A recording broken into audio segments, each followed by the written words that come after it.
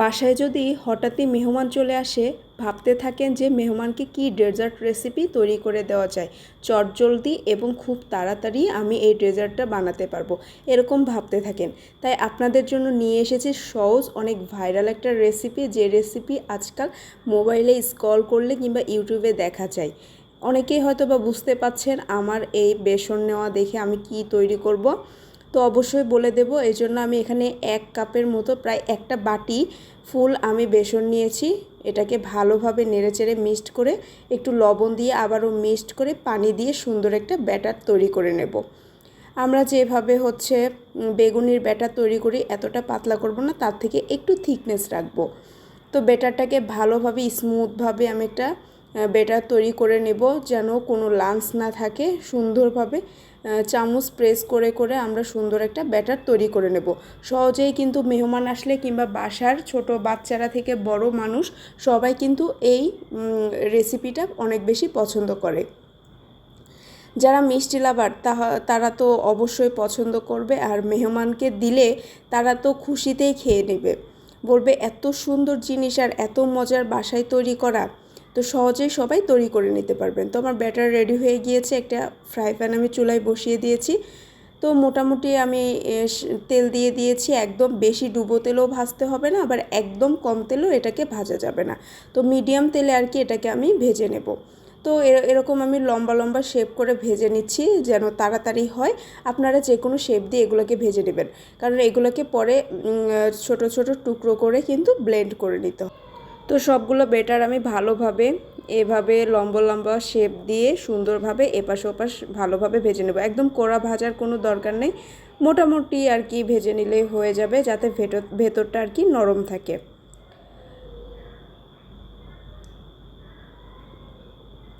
তো আমি নেড়েচেড়ে ভালোভাবে এগুলোকে উল্টিয়ে পাল্টিয়ে ভেজে নিচ্ছি। আপনারাও চেষ্টা করবেন এইভাবে সুন্দর করে। একটু ব্রাউন কালার যখন চলে আসবে, এই সময় এগুলোকে ভেজে উঠিয়ে নেবেন। তো আমার আরও এক ব্যাচ ভাজা বাকি আছে, সেটাও আমি সুন্দরভাবে ভেজে নিচ্ছি। প্রায় 3 থেকে 4 বার আমার এগুলো ব্যাটারগুলোকে দিয়ে দিয়ে বারবার ভেজে নিতে হয়েছে।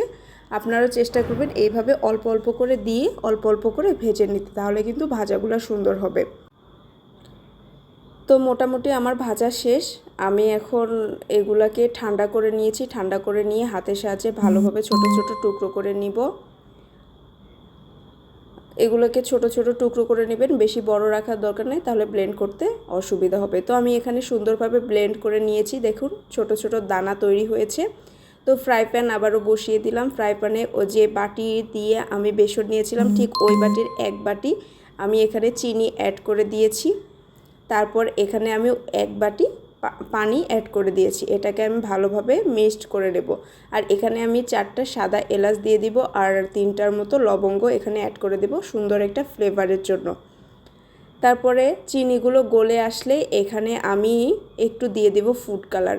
আপনারা চাইলে যখন বেসনটা হচ্ছে ব্যাটার তৈরি করে নেবেন এই সময় দিতে পারেন, কিংবা আমার মতো এই চিনির শিরাতে কিন্তু ফুড কালার ইউজ করতে পারেন। এতে করে কালারটা মানে লাড্ডুর কালারটা অনেক বেশি সুন্দর আসবে, এই জন্য আর কি দিব।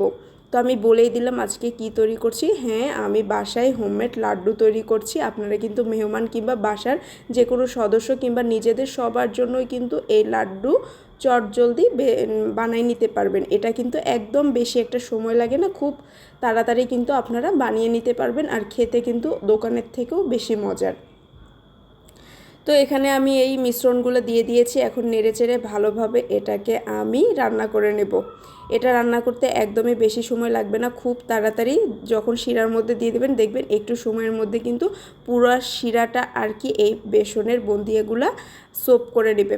তো ভালোভাবে উল্টিয়ে পাল্টিয়ে আমি ভেজে নিয়েছি। তারপরে এখানে 1 চামচের মতো আমি ঘি দিয়ে দিলাম। ঘি দিয়ে আবারও ভালোভাবে নেড়েচেড়ে এটাকে আমি ভেজে নেব।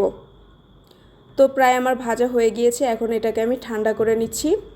ঠান্ডা করে নেওয়ার পরে আবারও আমি একটা সার্ভিং ডিশে নিয়ে নিয়েছি, আর হাতের মধ্যে সামান্য পরিমাণ আমি ঘি লাগিয়ে ছোট ছোট বল আকারে এটাকে শেপ দিয়ে নেব।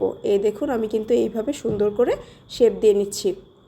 লাড্ডু যেভাবে আর কি শেপ দেওয়া হয় ঠিক সেভাবে এতে হাতের সাহায্যে গোল গোল ঘুরিয়ে কিন্তু এই শেপগুলো দিয়ে নিতে হবে। অবশ্যই বাসায় ট্রাই করে দেখবেন, আসলেই কিন্তু অনেক বেশি মজা হয়। আর আপনারা কিন্তু সহজে এটা তৈরি করে নিতে পারবেন এবং মেহমান আসলে কিংবা বাসার সবার জন্য কিন্তু তৈরি করে তাদের সবাইকে সার্ভ করতে পারেন। এটা কিন্তু খেতে অনেক বেশি মজা হয়। সবাই কিন্তু দেখে অবাক হয়ে যাবে যে দোকানের মতো লাড্ডু আপনি বাসায় তৈরি করে ফেলেছেন। তো অবশ্যই বাসায় ট্রাই করবেন, আর ভালো লাগলে অবশ্যই আমার চ্যানেলটাকে সাবস্ক্রাইব করে আমার পাশে থাকবেন। আর যারা আমার ভিডিও দেখেন প্লিজ ভিডিওতে একটা করে লাইক দিয়ে দিবেন আর আমার চ্যানেলটাকে সাবস্ক্রাইব করে আমার পাশে থাকবেন। সবাই ভালো থাকবেন, সুস্থ থাকবেন। আসসালামু আলাইকুম।